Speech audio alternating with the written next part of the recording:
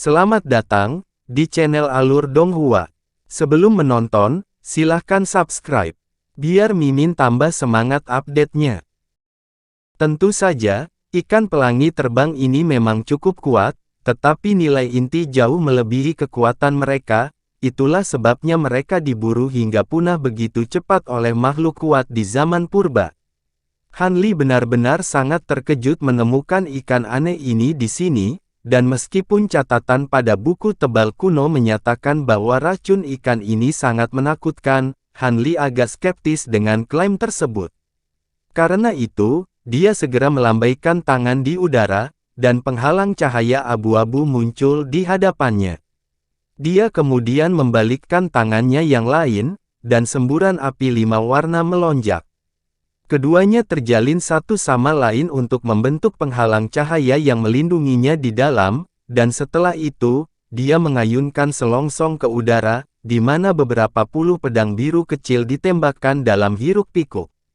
Pedang biru berputar-putar sebelum membelah menjadi beberapa ratus garis pedang biru berkilau-ki yang berkedip dengan cahaya dingin.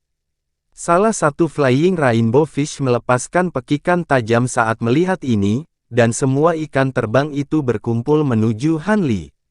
Memotong, ekspresi Han Li menjadi gelap saat dia membuat segel tangan sambil melepaskan tangisan rendah, dan ratusan garis pedang ki bergetar sebelum meletus ke segala arah, menyapu sekumpulan ikan sebagai pilar tebal cahaya biru.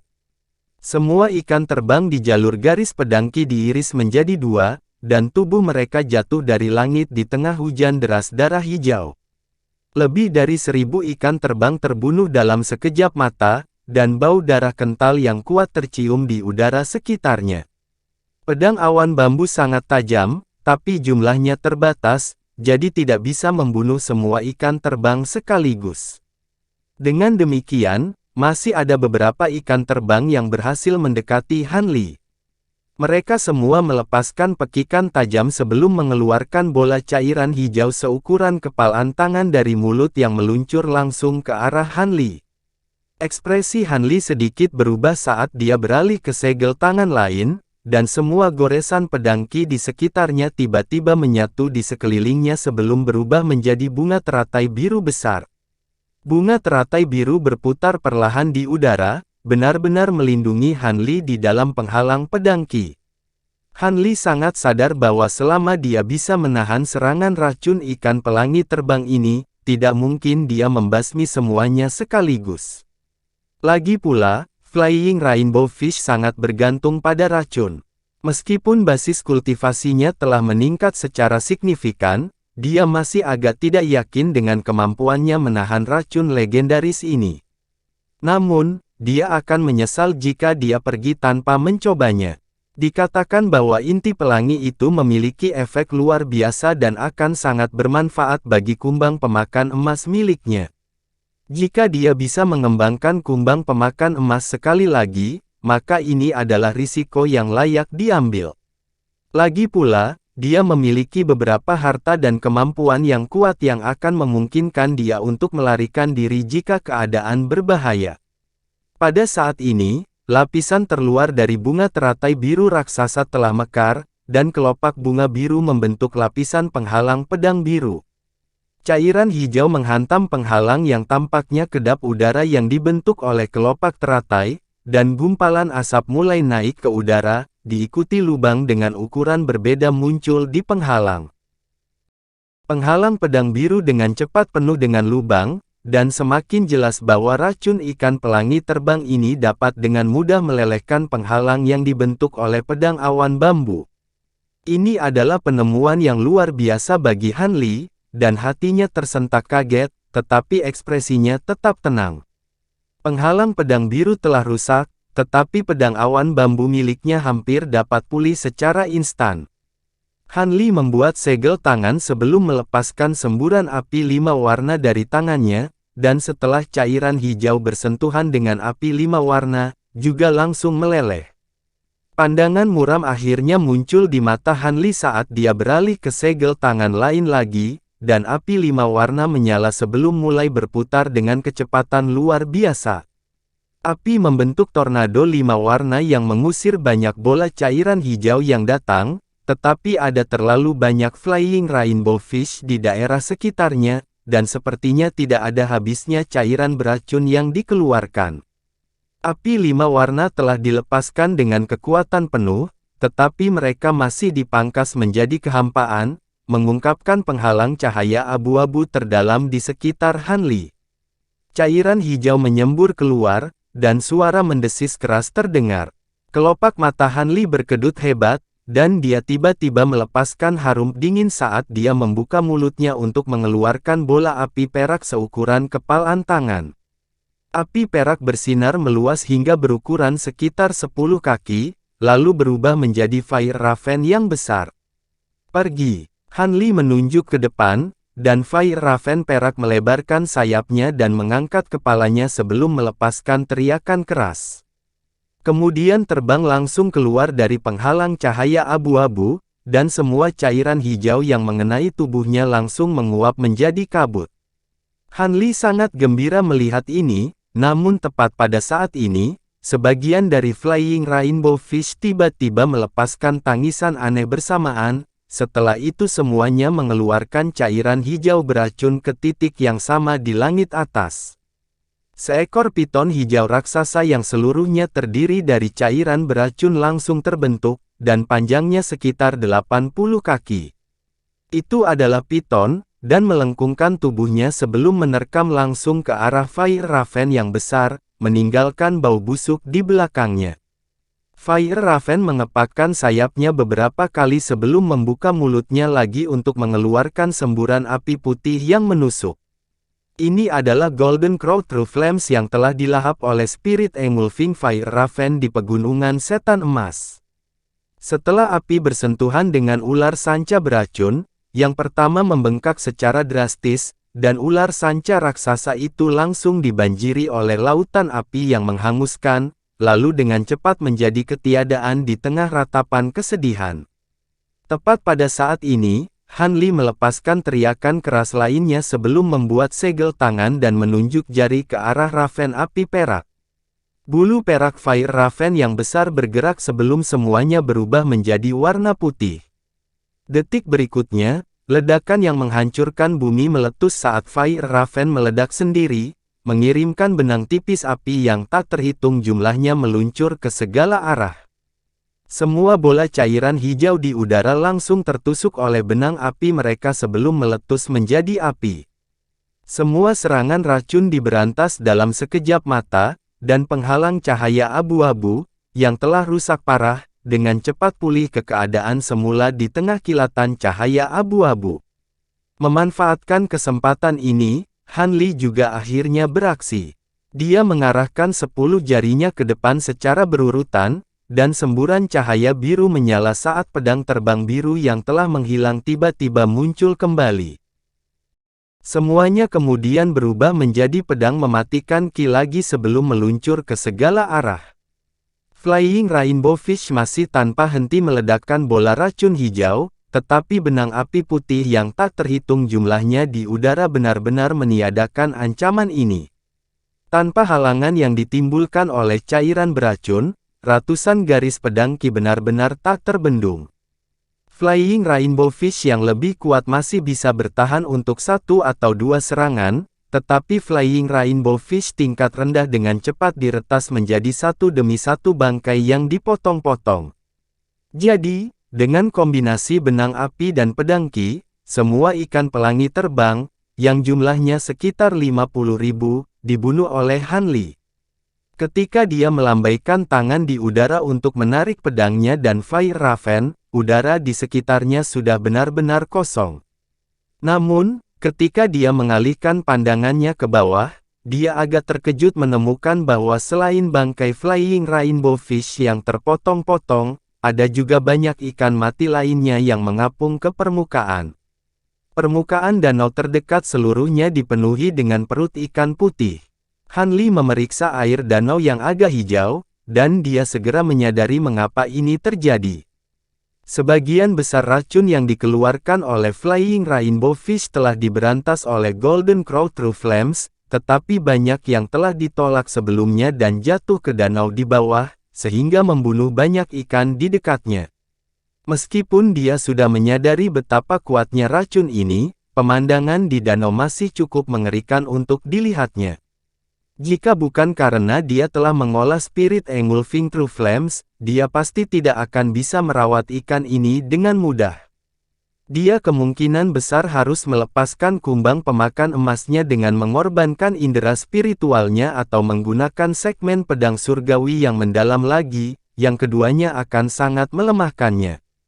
Pandangan kontemplatif muncul di mata Han Li, dan dia tiba-tiba menyapu lengan baju ke bawah untuk melepaskan bola cahaya putih, yang berubah menjadi gadis kecil yang manis dalam sekejap. Kuer memberi hormat kepada tuannya. Apa instruksimu, tuan? Begitu Kuer muncul, dia membungkuk ke arah Han Li dengan senyum lebar di wajahnya. Pergi dan ekstrak inti bagian dalam dari kepala semua ikan itu, aku memastikan untuk mengawetkan kepala mereka ketika aku membunuhnya. Datang dan temukan aku di pulau setelah kamu selesai, perintah Han Li. Iya, Kuer segera mengangguk sebelum mengangkat tangan, di mana bilah tipis yang tak terhitung jumlahnya melonjak dari punggungnya, lalu meluncur ke permukaan danau. Kuer sendiri juga mulai perlahan melayang ke bawah menuju danau sementara Han Li terbang menuju pulau di kejauhan sebagai seberkas cahaya biru. Beberapa saat kemudian, cahaya biru memudar, dan Han Li muncul di atas gunung abu-abu yang tinggi. Matanya sedikit menyipit saat dia mengalihkan pandangannya ke arah gunung, dan hanya setelah beberapa saat dia tiba-tiba membalikkan tangannya untuk menghasilkan cakram emas yang berkilauan. Ini adalah harta yang telah diberikan kepadanya oleh ras kepompong batu sebelum perjalanannya, dan dia mengangkat alis saat membuka mulutnya untuk mengeluarkan bola ki biru ke cakram. Ki biru menghilang ke dalam cakram dalam sekejap, setelah itu dia mengangkat tangan lainnya dan melemparkan segel mantra putih ke harta itu juga. Cakram emas bersinar dengan cahaya keemasan dan mengeluarkan suara dering keras sambil melepaskan serangkaian rune perak. Dis itu kemudian bergetar sebelum lepas dari genggaman Han Li dan meluncur menuju gunung di bawah sebagai bola cahaya keemasan.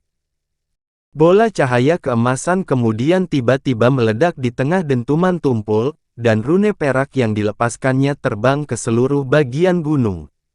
Cahaya perak menyala, dan rune menghilang ke permukaan gunung sebelum dengan cepat melintasi perut gunung.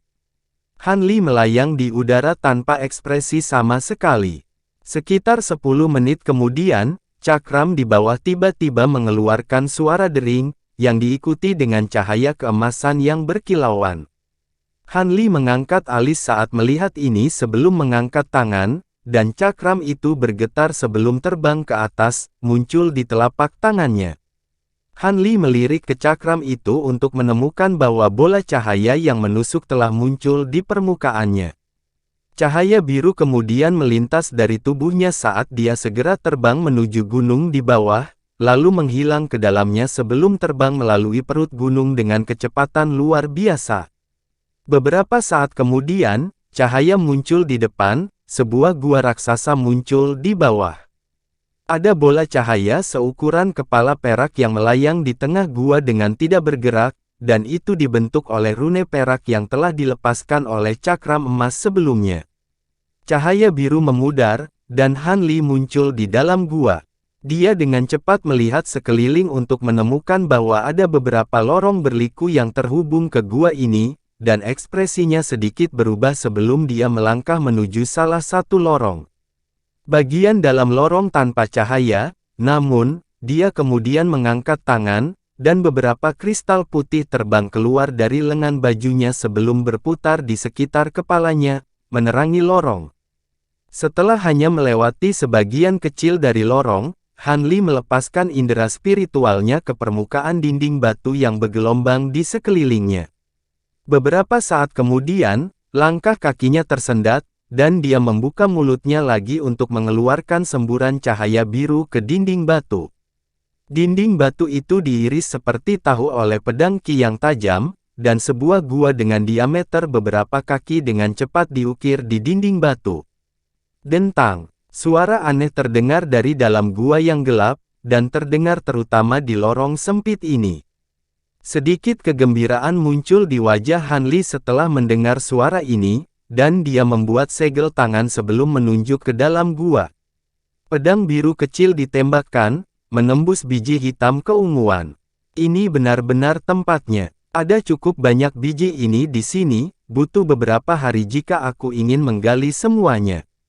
Han Li mengangkat tangannya untuk menarik pedang terbang sebelum menangkap biji di tangannya dan memeriksanya secara menyeluruh.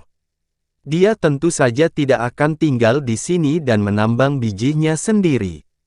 Dia menyapu tangan ke gelang penyimpanannya, dan beberapa bola cahaya spiritual ditembakkan sebelum menampakkan diri mereka menjadi beberapa boneka dengan ukuran dan bentuk yang berbeda. Semua boneka ini adalah boneka yang telah dia sempurnakan di dunia manusia, jadi memiliki kualitas yang sangat rendah, tetapi mereka lebih dari mampu untuk bertindak sebagai penambang. Han Li kemudian menepuk bagian atas kepalanya untuk melepaskan Nas Chen Sol keduanya untuk mengawasi boneka, lalu melepaskan teknik gerakan bumi untuk naik ke puncak gunung. Pada saat ini, Kuer juga terbang ke gunung, dan dia dengan cepat terbang ke arahnya sebelum menyerahkan gelang penyimpanan yang berisi puluhan ribu inti iblis Flying Rainbow Fish. Han Li memeriksa isi gelang penyimpanan dan sangat senang dengan apa yang dilihatnya. Karena itu, dia menyampaikan beberapa kata pujian kepada Kuer sebelum menyimpan gelang penyimpanan itu. Kuer ragu-ragu sejenak sebelum tiba-tiba bertanya, "Tuan, saya dapat merasakan bahwa tampaknya ada banyak obat roh di pulau ini, haruskah saya pergi dan mengambilnya?" "Obat roh? Kamu sendiri adalah obat roh, jadi aku yakin instingmu benar. Baiklah. Tidak ada binatang buas yang kuat di tempat ini, dan kita punya cukup waktu, jadi kamu bisa pergi dan mengumpulkan roh obat-obatan jika Anda mau." Han Li agak terkejut mendengar ini, tetapi setelah beberapa saat merenung, dia membiarkan Kuer melakukan apa yang dia suka. "Terima kasih, Guru. Saya akan pergi sekarang." Gadis kecil itu pergi dengan gembira, terbang menuju gunung subur lainnya sebagai bola cahaya putih. Han Li memandang sambil tersenyum sejenak sebelum menemukan batu raksasa di dekatnya untuk duduk. Dia kemudian mengayunkan selongsong ke udara, dan selusin lebih bendera formasi dengan warna berbeda pendek sebelum menghilang ke udara sekitarnya hanya setelah beberapa kilatan. Penghalang cahaya 5 warna tampak membungkus seluruh puncak gunung, tetapi kemudian tiba-tiba menghilang. Dari kejauhan, sepertinya tidak ada yang berubah di sekitarnya, tapi Han Li menghilang dari pandangan. Setelah mengatur batasan, dia membuat segel tangan, dan cahaya keemasan muncul dari tubuhnya, diikuti sosok emas muncul di belakangnya. Itu tidak lain adalah Provenance Projection. Han Li menunjuk satu jari ke proyeksi, dan rune ungu segera melintas di atas tubuhnya, setelah itu terwujud menjadi tubuh emas yang berdiri diam di depannya. Han Li sedikit menyipitkan matanya dan memeriksa tubuh emas itu untuk waktu yang lama sebelum tiba-tiba melambaikan tangan ke arahnya. Salah satu dari 3 kepala tubuh emas membuka mulutnya untuk mengeluarkan bola cahaya perak, di dalamnya ada penggaris perak milik pemuda bertanduk emas yang telah meninggal. Harta karun ini bukanlah harta karun surgawi yang mendalam, tetapi juga menunjukkan kekuatan luar biasa dan tidak bisa dipandang rendah. Kemungkinan besar itu adalah harta karun roh ilahi. Namun, Han Li belum memiliki kesempatan untuk memastikan hal ini, itulah sebabnya dia mengeluarkannya sekarang untuk diperiksa lebih dekat. Penggaris perak ditarik ke genggamannya dalam sekejap, dan dia membelai permukaan penggaris dengan jari-jarinya sambil perlahan menutup matanya untuk meresapkan indera spiritualnya ke dalamnya. Ekspresinya tetap tenang, dan setelah waktu yang tidak ditentukan, dia tiba-tiba membuka matanya. Penggaris asal caotik ini memang harta karun roh ilahi, dan yang harus dia lakukan untuk dapat mengendalikan harta ini adalah mengolah teknik pencetakan artefak yang tercatat di dalam harta karun itu. Cahaya biru kehijauan melintas dari tangannya saat dia menyuntikkan semburan kekuatan spiritual murni ke penggaris, dan di saat berikutnya, dia mengeluarkan teriakan panjang sebelum bergetar mengeluarkan penghalang cahaya perak. Deretan teks kuno muncul di penghalang cahaya, dan mata Hanli berkilat saat dia menghafal teknik pencetakan artefak dari penguasa asal Chaotic, lalu menjentikkan pergelangan tangannya, dan harta karun itu menghilang dengan penghalang cahaya. Dia kemudian menarik tubuh emasnya juga sebelum membuat segel tangan dan mulai mengembangkan teknik pencetakan artefak Chaotic Origin Ruler. Waktu berlalu dalam sekejap, dan 3 hari berlalu dalam sekejap mata. Dengan basis kultivasi Hanli saat ini di puncak tahap tempering spasial, tidak membutuhkan banyak waktu baginya untuk menyempurnakan penggaris ini. Dalam rentang waktu 3 hari yang singkat, ia berhasil mengolah teknik pencetakan artefak harta karun itu sebelum menggabungkannya ke dalam tubuhnya. Selama waktu ini, boneka di bawah juga hampir selesai menambang biji di gunung, dan dia akan menyelesaikan misinya sekitar 1 hari lagi. Kuer juga telah mengumpulkan banyak obat roh dari pulau selama ini. Beberapa di antaranya sangat langka di alam roh. Ini adalah kejutan yang menyenangkan.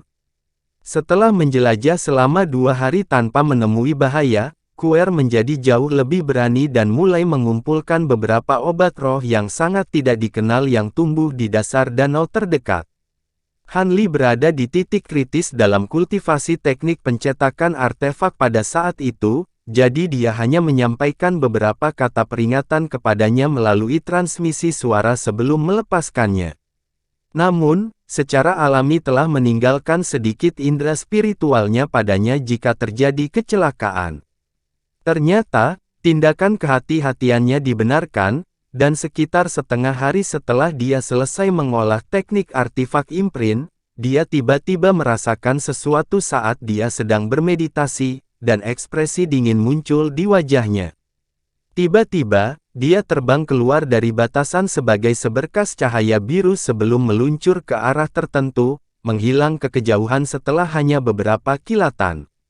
Sementara itu, ada 3 garis cahaya terbang di udara dengan sangat panik beberapa ratus kilometer jauhnya dari pulau.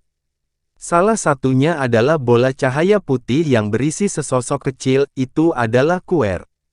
Beberapa kilometer di belakang ada 4 gerbong perang segitiga aneh yang mengejar. Setiap gerbong hanya berukuran beberapa puluh kaki, dan permukaannya dipenuhi bercakarat hijau.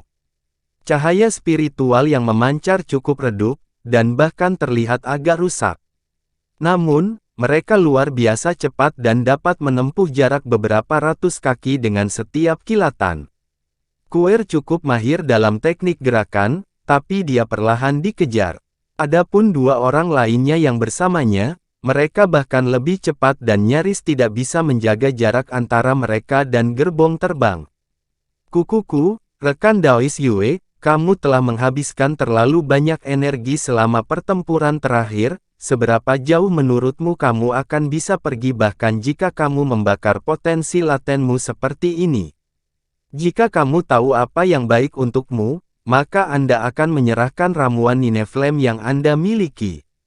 Dan saya dapat memberi Anda kematian tanpa rasa sakit. Suara laki-laki yang kasar dan tidak menyenangkan terdengar dari dalam salah satu gerbong terbang, dan suara itu diwarnai dengan sedikit ketidaksabaran. Lebih baik aku menghancurkan ramuan roh ini daripada menyerahkannya padamu. Suara wanita yang dingin terdengar sebagai tanggapan dari seberkas cahaya biru yang terbang ke depan. Jangan buang waktumu berbicara dengan mereka, Peri Yue.